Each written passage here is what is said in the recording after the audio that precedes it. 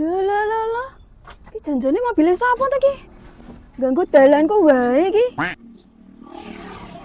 Sebelah yo pintunya tutupan. Berarti mobil tamune Mbak Ida iki. Tak paranani wae ah. Mbak Ida. Apa toh, Mbak? Iki lho, mobilnya tamumu ki lho, nutupi dalan omahku tok ki. Eleh, lek nutupi sedelok tok ki lho. Nyopel tera karuan.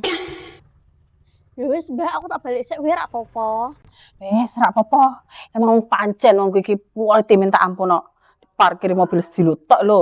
So ngamuk-ngamuk. Lah piye to Mbak nek aku rak nesu? Mengko pas anakku balik kan motor ra iso mlebu, Mbak. Wis ndanggake mobilnya ndak dipindah. Anakmu ki to, Mbak, balik jam 11 Mbak Dia. Iki lho di jam piro? 10:30. Wes santai-santai sik wae kono.